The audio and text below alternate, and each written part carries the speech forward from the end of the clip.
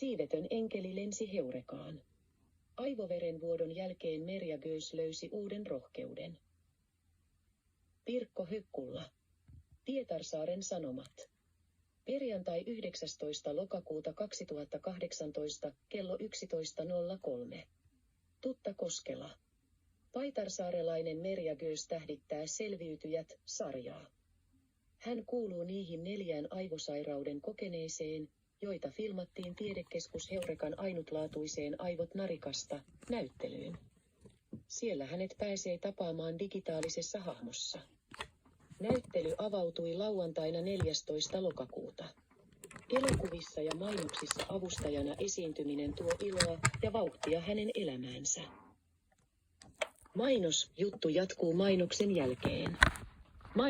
Mainos päättyy. Aivopotilas ei saa jäädä sairauden orjaksi, pitää lähteä liikkeelle. Minä en pelkää ketään ja teen mitä muut eivät uskalla, Merja Gös nauraa. Toki elämään paineet kuuluvat, mutta kun stressi ottaa vallan, seuraa pysähdys. Minä sain uuden elämän. Merja Gös. Elokuva-avustajaksi uskaltautuminen kertoo pelon voittamisesta.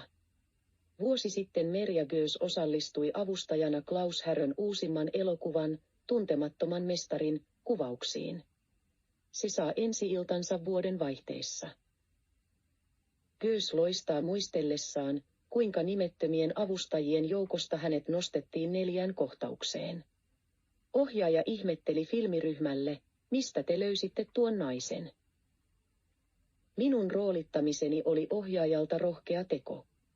Olisin voinut kompastua sivuloikkiini. Mainosjuttu jatkuu mainoksen jälkeen. Mainos päättyy. Sivuloikilla hän tarkoittaa keskivartalon tasapainohäiriötä, joka välillä muistuttaa menneestä. Mutta ohjaaja kehui hienosti vedetty kohtaukseni jälkeen. Filmatessa tasapainoni pysyi. Hän oli 53-vuotias kampaajayrittäjä, kun aneurysma eli aivovaltimon pullistuma puhkesi hänen päässään. Sitä seurasi aivoinfarkti ja aivokalvon tulehdus.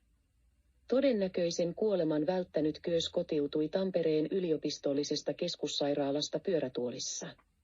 Siitä on nyt 14 vuotta. Klaus Härön Tuntematon mestari, elokuvan filmauksissa Merja Gös lahjoitti askartelemansa hymiön pääosaa näyttelevälle Heikki Nousiaiselle. Itsekin infarktin kokenut näyttelijä osasi arvostaa elettä. Hassultahan hymynaamojen lahjoittelu vaikuttaa, mutta Merja Gös levittää niiden kautta iloa ympärilleen. Mainosjuttu jatkuu mainoksen jälkeen. Mainos päättyy. Niin Heikki Nousiainen kuin ohjaaja Klaus Härökin tekivät Gösiin vaikutuksen lämpimällä persoonallaan. Aina rauhallinen Klaus Härö hehkuu lämpöä ja kohtelee kaikkia samalla lailla, statistista taidekriitikon rooliin nostettu Merja Gös ihastelee. Elokuva-avustajana hän pääsi tutustumaan 2 muuhunkin ihanaan mieheen, Tommi Korpelaan ja Hannu Björklundiin. Heidät Merja kohtasi esittäessään häävierasta komediassa, Laivaromantiikkaa. Jani Volasen ja Tommi Korpelan ohjaama ja käsikirjoittama filmi nähdään televisiossa. Kuvaukset vaativat 4 laivaristeilyä Ruotsiin ja takaisin. On Gös osallistunut televisiosarja Sykkeiseenkin mummon osassa. Pietarsaaressa keväällä kuvatussa lyhytfilmissä, Avgrunden, hän esitti lääkäriä. Nyt hän on lähdössä agentin roolia tekemään Kokkolassa oppilastyönä filmattavaan filmiin.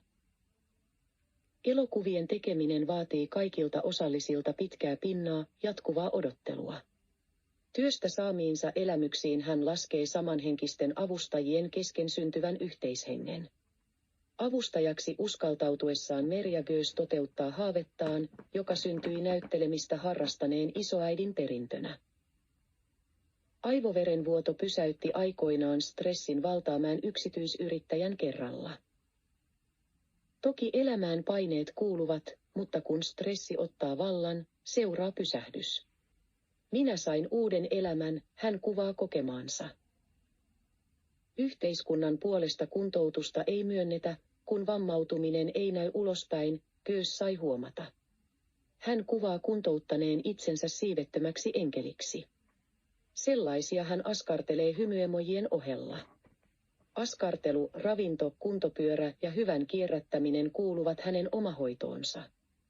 4 lapsen äiti ja 6 lapsenlapsen isoäiti on tulossa isomummoksi. Merja Gyysin rakkaus vain laajenee. Hän lahjoittaa hymynaamoja satunnaisillekin vastaantulijoille. Kukaan ei ole kieltäytynyt niistä, useimmat aavistavat pallopäähän liittyvän jonkin tarinan. Tutustuminen sujuu sen jälkeen ilon kautta. Kotipaikkakuntansa Pietarsaaren sairaalassa hän tapaa vasta sairastuneita vertaistukihenkilönä. Merja onkin käynyt läpi 8 Aivoliiton koulutusta. Kokemusasiantuntijana hän odottaa vielä jatkokoulutusta. Iloista liikkumista hän on käynyt esittelemässä palvelukodissakin. Naisen temperamentista kertoo se, että hän muutti kirjoille Jyväskylään 10 vuodeksi, kun kotikaupunki ei myöntänyt kuntoutusta. Muutto ei auttanut. Gyys tajusi aivopotilaiden huonon kuntoutustilanteen koskevan koko maata. Aivoliitto yrittää valtiovaltaan päin saada parannusta tilanteeseen, Merja Gyys painottaa. Hän suosittelee näkymättömästi vammautuneille aivopotilaille uuden EU:n vammaiskortin hakemista. Sitä näyttämällä osoittaa Suomessa ja ulkomailla tarvitsevansa apua tai tukea. Ohjeet löytyvät sivustolta www.vammaiskortti.fi. Maailman ensimmäinen aivoterveysnäyttely avautui Heurekassa. Aivot narikasta aivoterveysnäyttelyn näkökulma ainutlaatuinen, kiertämällä pienryhmissä opitaan aivoille hyvää tekeviä asioita kuten hauskanpitoa. Esille tuodaan aivojen olevan vuorovaikutuselin, ne eivät kehity ilman vuorovaikutusta. Aivot muovautuvat koko elämän.